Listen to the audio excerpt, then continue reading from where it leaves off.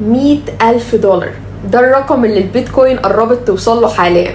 سواء انت في دولة بتسمح بتداول الكريبتو فمهتم ان انت تفهم ده بيحصل ليه علشان تقدر تكون بتتداول، او حتى لو انت في دولة لا تسمح بتداول الكريبتو فاكيد عندك فضول تفهم ايه اللي بيحصل في الماركت حاليا والماركت رايح على فين الفترة اللي جاية، لان الفاينانشال اسيتس كلها مرتبطة ببعض وبتأثر على بعض بشكل او باخر. في الفيديو ده هكلمك عن التأثيرات اللي ليها عامل كبير على السعر اللي بيوصل له البيتكوين حاليا، واحتمال الماركت يتحرك لفين الفترة اللي جاية، وازاي ده ليه علاقة بالكريبتو هالفينج.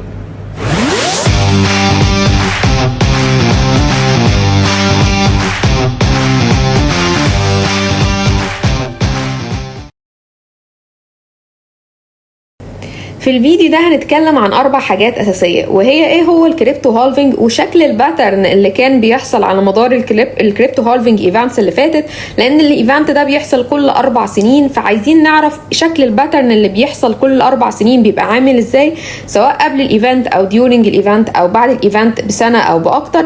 وهنتكلم عن ليه الايفنت ده اصلا مهم وازاي بيأثر على الماركت بتاعنا، ايه الريسكس اللي موجوده وازاي نكون بنستفاد منه.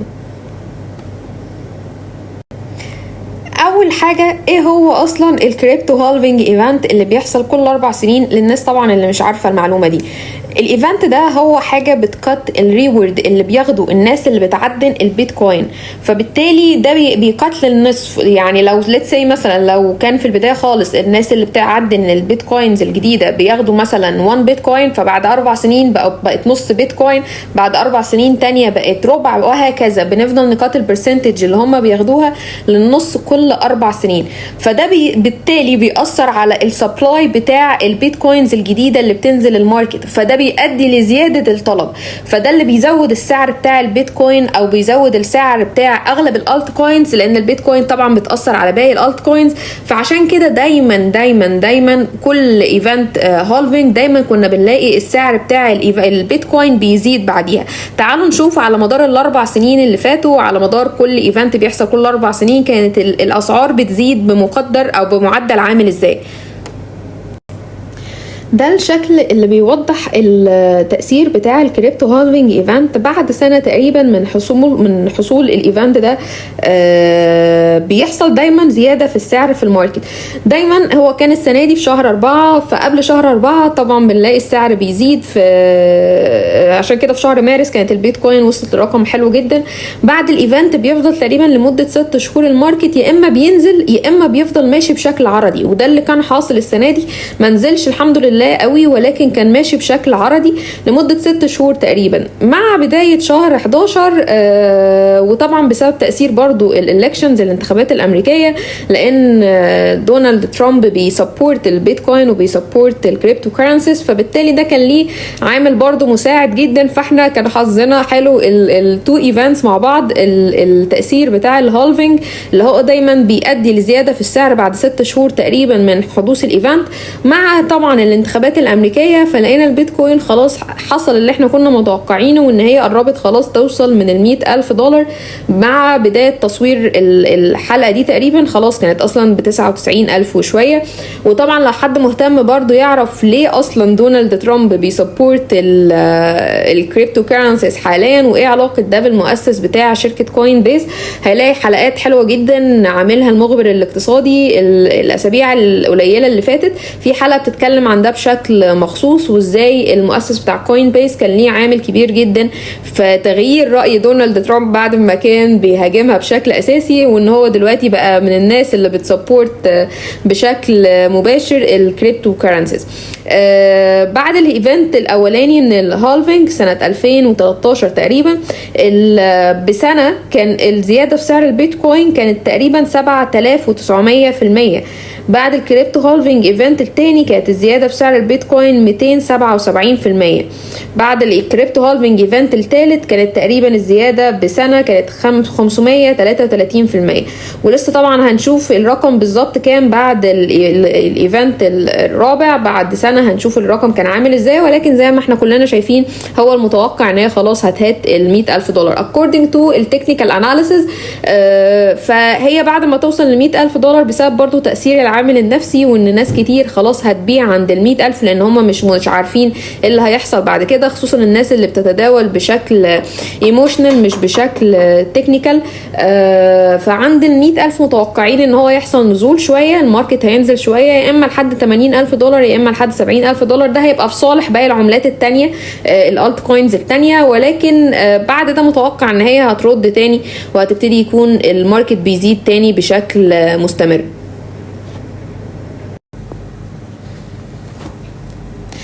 طيب ليه بقى الكريبتو هالفينج ايفنت مهم بالنسبه لنا كتريدرز، او مهم بالنسبه لاي حد بيتريد، مش لازم حتى بيتريد في البيتكوين؟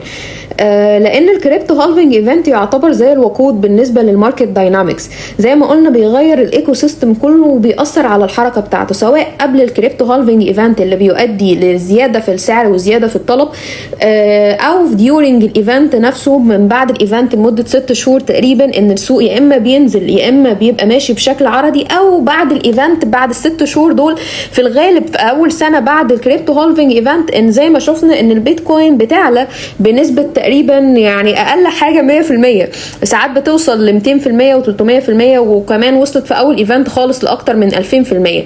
فبالتالي الايفنت ده مؤثر بالنسبه لينا كلنا، لاي حد بيتريد، خصوصا طبعا الناس اللي الدول بتاعتها بتسمح بتداول الكريبتو، لان ده يعتبر بالنسبه لهم الموسم يعني ان هو الفتره اللي بيبقى فيها بعد الايفنت بسنه، لما الماركت كله بيبتدي يتحرك زي دلوقتي. كلنا شفنا البيتكوين قربت توصل $100,000، وبعد ما تبتدي تنزل شويه ويقل الماركت دومينانس بتاعها، هنلاقي باقي الالت كوينز كلها بتزيد وبالاسعار بتاعتها بتزيد. فده بيأثر على الفولاتيليتي بتاعت الماركت كله، وبالتالي بيأثر على الROI بتاع الناس اللي بتتريد في المجال ده.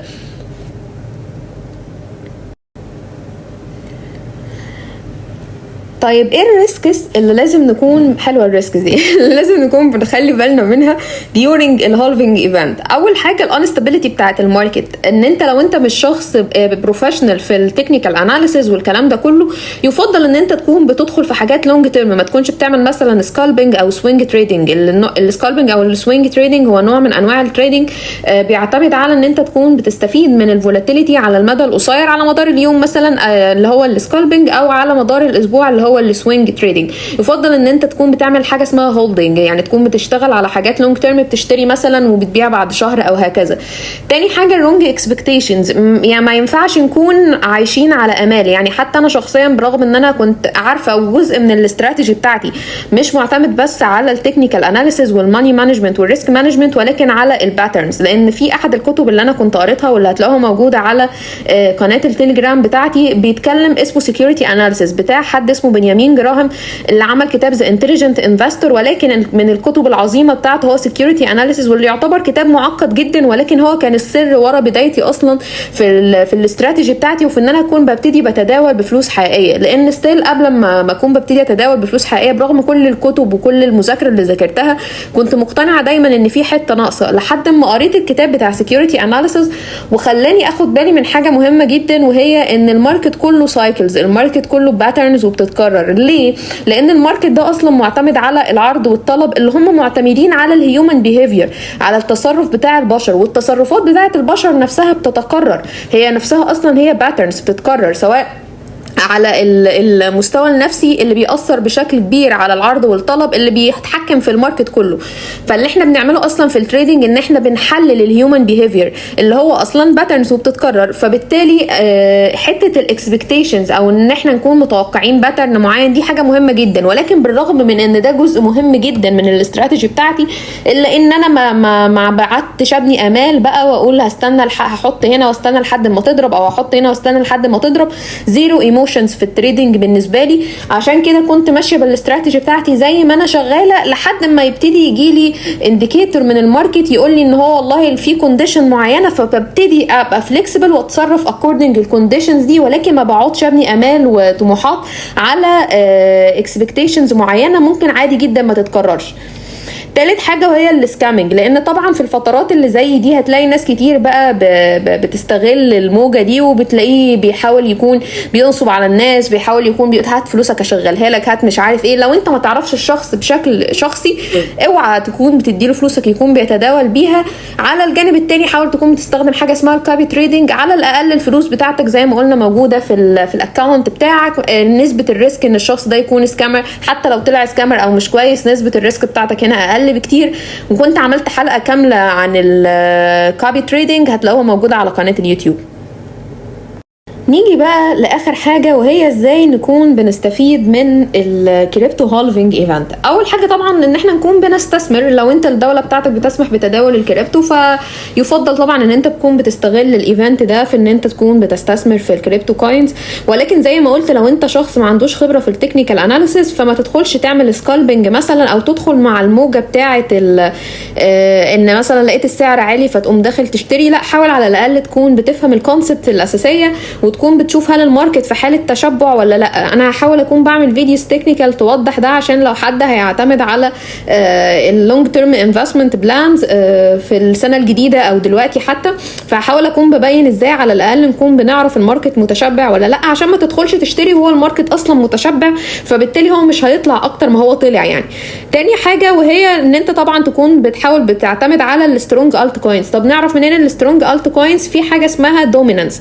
الدومينانس يعني العملات المسيطره على الماركت. تقدر تشوف حاجه اسمها التشارت بتاعت الدومينانس الت كوينز على تريدنج فيو. لو عملت سيرش على جوجل هتقدر تكون بتشوفها عشان تعرف العملات المسيطره على الماركت، واللي في الغالب بتبقى البيتكوين، الايثيريوم، البي ام بي، سولانا وهكذا يعني. تالت حاجه الريسك مانجمنت. زي ما قلنا ما تسرحش في احلام طويله وما تقعدش تحط اكسبكتيشنز على حاجات معينه. اشتغل باللي الماركت بيديهولك دلوقتي، ما تقعدش تحط احتمالات لحاجات اكبر ممكن تكون بتحصل. اشتغل بالكونديشنز اللي موجوده في الماركت واكوردنج تو القرايه بتاعه الشارت بتاعتك بتقولك ايه دلوقتي، تكون بتتحرك امتى، بتشتري امتى، بتبيع امتى وهكذا. رابع حاجه زي ما قلنا نكون طبعا لو انت شخص ما عندوش خبره في التريدنج فاشتغل لونج تيرم. اعمل حاجه اسمها هولدنج، وزع المحفظه بتاعتك على اكتر من حاجه، ما تشتغلش سكالبنج، ما تشتغلش سوينج. اشتغل على ان انت تكون بتعمل هولدنج لعملات من العملات السترونج وتكون بتبيع لما تكون بتوصل لسعر معين. مش لازم كمان تكون بتاخد رقم كبير. انا شخصيا او انا عشان بعمل سكالبنج فانا باخد في التريده بالكتير 1%. فانت والبلان بتاعتك عايز تكون بتاخد كام، ولكن انا شخصيا بتحرك باخد حاجه اسمها 1% او باخد 2 ATR من الشورت، لان انا بعمل سكالبنج. وزي ما قلت لكم السكالبنج هو شورت تيرم تريدنج مش لونج تيرم. فانت اكوردنج تو الاستراتيجي بتاعتك شوف هتاخد كام ATR، شوف هتاخد كام في المية وانت داخل التريده، وعلق الليميت اوردر عند الرقم ده. اخر حاجه خالص وهي الكونتينوس ليرنينج. انا بالنسبه لي اهم حاجه دايما واهم انفستمنت دايما هو الانفستمنت فينا احنا شخصيا، الانفستمنت في ان احنا نكون بنتعلم. انا بقالي 2 سنين شغاله في التريدنج ولحد دلوقتي لسه بكتشف حاجات جديده. مفيش يوم انا تقريبا يعني لو وقتي مقسم ما بين الشغل وما بين التريدنج وما بين ان انا اكون بتعلم حاجه جديده في التريدنج، انا النسبه الاكبر حاليا عندي هي ان انا بتعلم. التريدنج نفسه ما بياخدش مني وقت قد ما انا حاليا بشتغل اكتر عن ان انا اكون بتعلم، خصوصا ان في الليفل اللي انا فيه دلوقتي ده بتعلم حاجات جديده في البرمجه عشان اكون باوتوميت الاستراتيجي بتاعتي. فالخلاصه التريدنج اكتر حاجه حلوه فيه بالنسبه لي ان هو ماركت كل يوم بيتغير، فانت محتاج طول الوقت تكون بتتعلم. كل يوم هتلاقي فيه تشالنجز جديده وكل يوم هتلاقي فيه حاجات جديده تكون بتتعلمها. فحاول دايما ان انت تكون بتستغل ده في ان انت تكون دايما بتتعلم وبتطور من الاستراتيجي بتاعتك وبتزود من الريسك مانجمنت ومن الماني مانجمنت وبتخلي الاستراتيجي بتاعتك مور افيشنت. لو عجبك الفيديو ما تنساش تعمل لايك وسبسكرايب عشان يوصلك الفيديوهات اللي جايه. ولو مهتم بتوبيك معين حابب ان احنا نكون بنتكلم عنه في الفيديوهات التكنيكال اللي جايه سيبهولي في الكومنتات. انا رانيا اسماعيل. Thank you for watching.